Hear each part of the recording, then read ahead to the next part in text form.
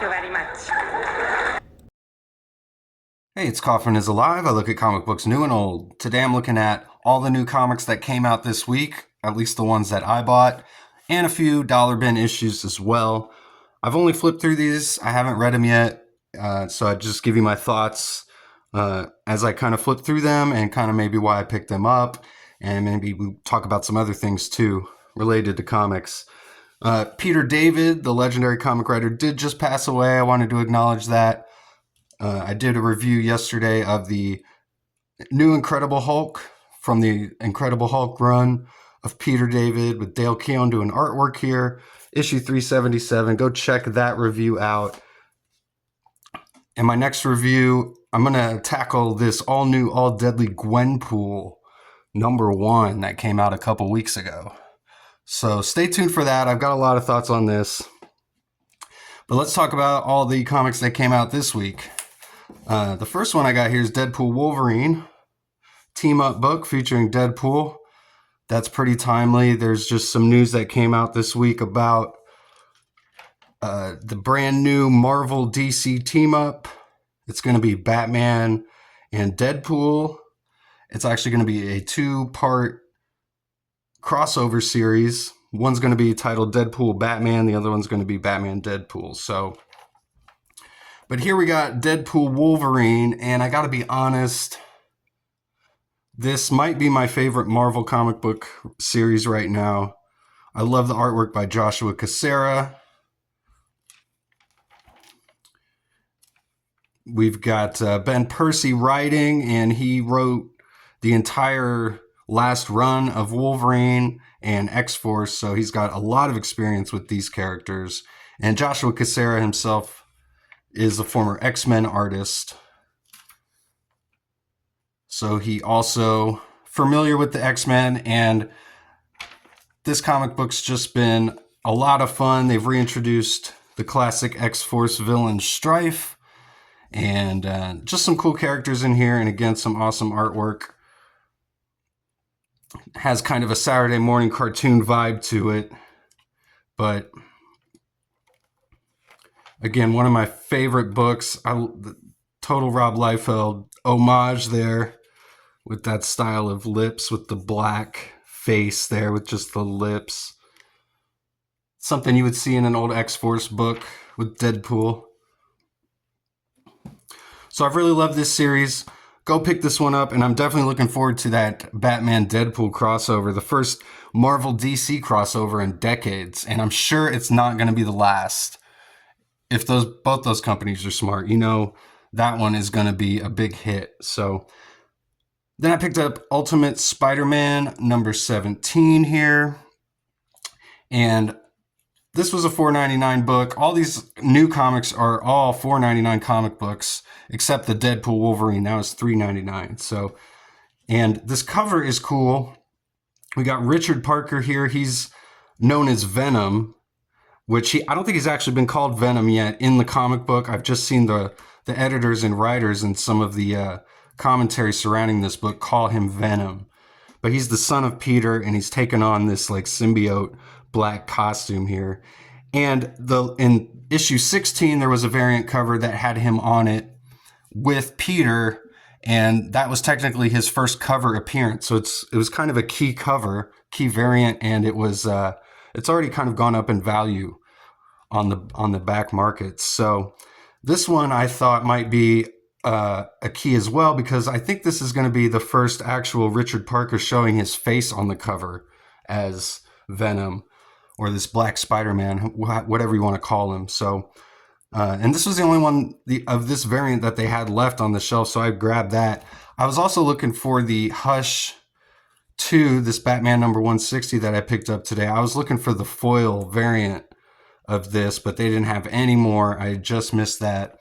Probably should have reserved it, but I picked up the foils on the first 2 issues. I was kind of trying to maybe pick up every foil cover on this Batman Hush 2, and I thought this one would be a really cool one to have a foil, because it's such a kind of unique cover, definitely a memorable cover. You know it's Hush. Hey, Hush, buy this comic book. This is Hush. It says it 20 times there on the cover. So I'll get to that one in a minute. Kind of flip through this Ultimate Spider-Man here. We've got, looks like this might be the reflection of Norman Osborn in the Green Goblin helmet. That's the A cover as well. So I always like to get the variant covers on the Ultimate books because you get the A cover on the interiors. So that's always nice. Now, one of the unwritten rules in Marvel Comics is that you don't bring back Uncle Ben. They brought back Gwen Stacy, obviously here in some form, but they've brought back Uncle Ben. he's here now. Oh, here, look, my comic's got a giant ink blot in it. That's interesting. Not cool. This is definitely not a 9.8 graded comic. Giant ink blot there, but that's always fun. Flipping through and finding little inconsistencies like that. But like I was saying, we got Gwen Stacy alive in this universe. Uncle Ben is here. So this is definitely alternate universe Spider-Man, but in a lot of ways, it's kind of the best version of Spider-Man. We've got an aged up Peter Parker here. And to me, it's almost like Betty and Veronica or the Archie comics, the way all these characters interact. You know, Peter would be like Archie, of course, and Betty and Veronica would be like Gwen and Mary Jane. But we just saw the return of Harry. We thought he'd been dead for the past few issues, and we found out Gwen Stacy. So spoiler alert, if you don't want spoilers from the past few issues, maybe skip ahead or whatever. But we've got Gwen Stacy's actually Mysterio, so it looks like they're joining forces here for the first time. And I almost wonder if we saw an introduction of a Sinister Six, the Kingpin Sinister Six, and I almost wonder if there's going to be kind of a rogue Sinister Six forming here. It's kind of what it feels like. We got Green Goblin and Mysterio, and they actually got helped by Mole Man in a previous issue, so he could join them as well. Shout out the creative team here. It's Jonathan Hickman, of course, has been writing this whole series, and David Messina is the artist on this issue. And I wasn't too sure, but he usually doesn't get too many action scenes, I feel like, in a lot of his issues. And it felt like there was more, but actually flipping through it, there's a whole lot of just talking. But we do get some pretty cool Green Goblin drawings in this book anyway. So then the two DC books I picked up this week, I got Absolute Martian Manhunter, number 3. This has been a great book. Dennis Camp is the writer on this one.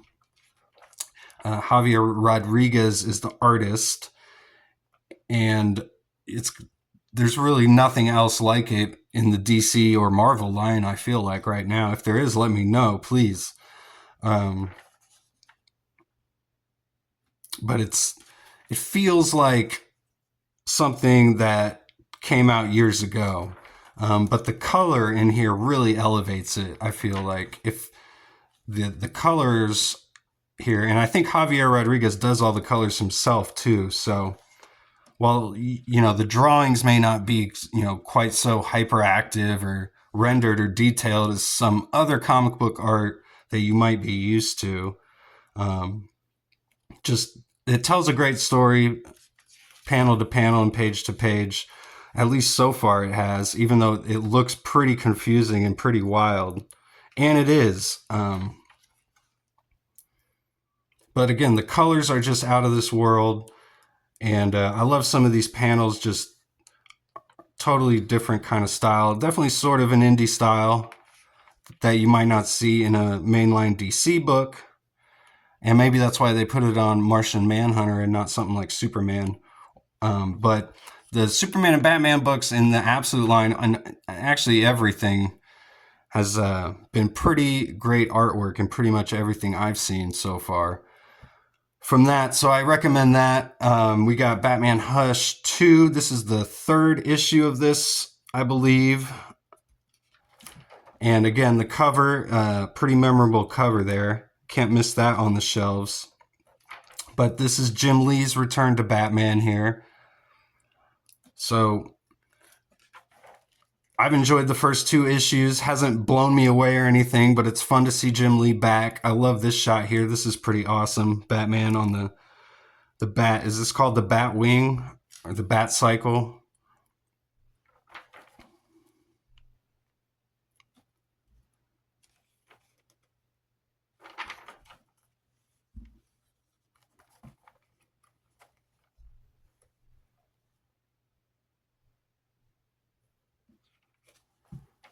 But I just want to flip through some of these pages and look at them again. I haven't really looked through this at all yet, so looks like we get lots of Robin in this issue, or Nightwing, I should say. That's a Jim Lee page right there. That looks like something out of X-Men.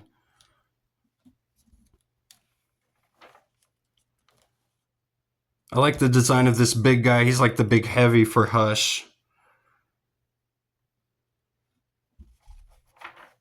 Definitely a cool Jim Lee design. We got Bane and Robin showing up here.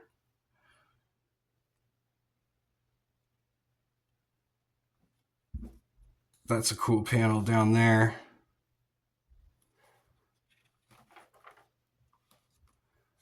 And a nice big splash page at the end with Hush holding the knife there to Robin's neck. He says 3 Robins died tonight, so cool cliffhanger there. We got all the variant covers here on this one page.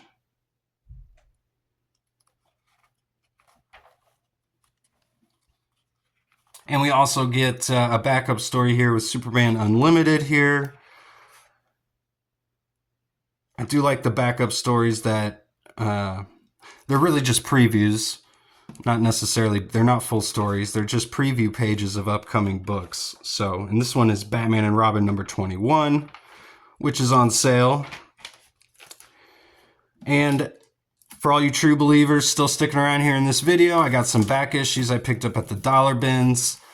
I got this Miracle Man, the Silver Age, issue number 5. Neil Gaiman is the writer. And Mark Buckingham is the artist. No, but I'm just kidding. Neil Gaiman, the canceled writer recently, but he still has done some pretty great work over the years. I've picked up the first 3 issues of this book. This is obviously issue 5, so I'm missing issue 4. And I haven't really delved into this much yet. I just picked up those other 3 issues a couple weeks ago. It was actually on Free Comic Book Day when I found those in a discount bin as well. But these are cool. I love the backup stories here that are done in this classic manner here. I guess you could say the Mighty Marvel manner. And they make them look old newsprint style too, even though it's actually still glossy paper. And we get some pencils as well. The penciled pages here, these are really awesome to look at. Mark Buckingham again, the artist here.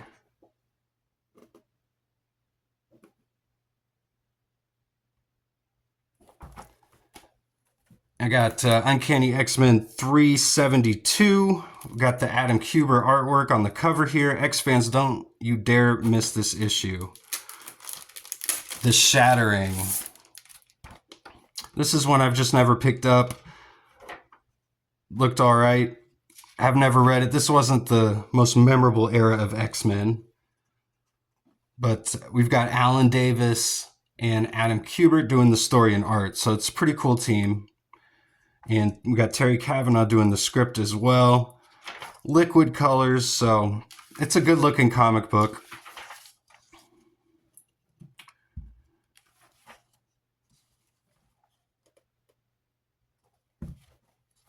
Whoa, I got a big card here in the middle. What is this? Ultra rare card. So Got Milk. These are some Got Milk cards. We've got the Young Justice here. and Doom, they've all got milk mustaches, if you didn't notice. This is A Next, I'm sorry. I said Young Justice. Completely wrong company there. Even Dr. Doom is aware of the awesome power that only milk commands. Alright, so it's kind of cool that those cards are still in there. Some cool page layouts on this issue here. That's definitely an Adam Kubert gambit there. There's a touch of Adam Hughes in all this, like a little bit of bounciness you might not quite see. Or just some interesting different line work here in some of the inks.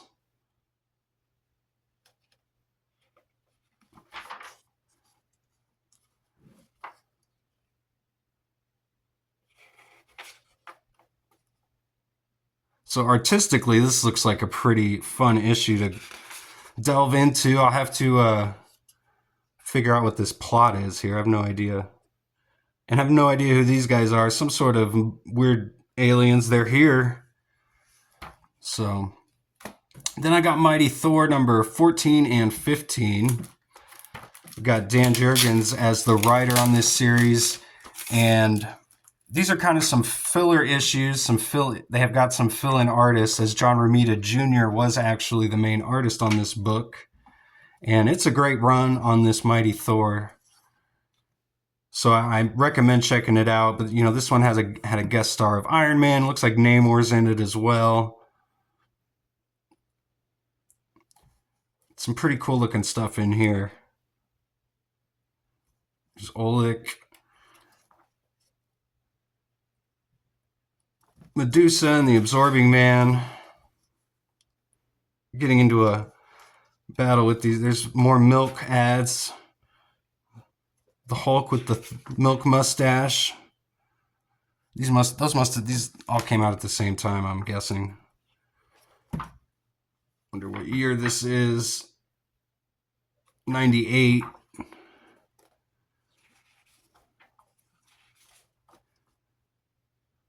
So yeah, I got these out of the dollar bin. They probably deserve to be in the dollar bin, to be honest. I wouldn't pay more for that for any of these issues, although there's some cool stuff in here. I like the work by the creative teams. There's a really cool creative team on this one. We got Lee Weeks and Klaus Janson doing the artwork on this issue, and Dan Jurgens again doing the writing. And this stuff looks a lot like John Romita Jr. style that he was doing on here, and I think Klaus Janson and maybe Lee Weeks both were doing some inks for Romita Jr. on some of the previous issues. And John Romita Jr. returns on the next issue after this. So even though this is kind of fill-in artist issues, sometimes you get some real gems, and I feel like this is one of those.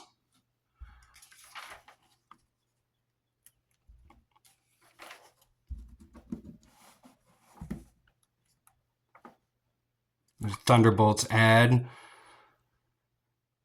says Kurt Busiek and Mark Bagley have put 2 years worth of effort into making Thunderbolts one of the most consistently entertaining titles from Comic Shop News. And we got Hawkeye kissing Moonstone there. And Thunderbolts was a really great comic. Busiek and Bagley did a great job on that series. Those first 2 years were awesome. Definitely some of the most memorable stuff from this period of Marvel was that Thunderbolts. And we get a Chris Giarrusso little strip down here at the bottom as well, where Wolverine gets called to strike and he says, "Come on, Ump, are you blind?" And Daredevil comes out and says, "Watch your mouth." I always love the Chris Giarrusso strips. So we've got this bad guy showing up in Racked. All right. Some pretty gnarly Thor villains throughout the years, and he's one of them. So that's all I got this week. Thanks again for watching, and please subscribe. I'll see you guys on the next one.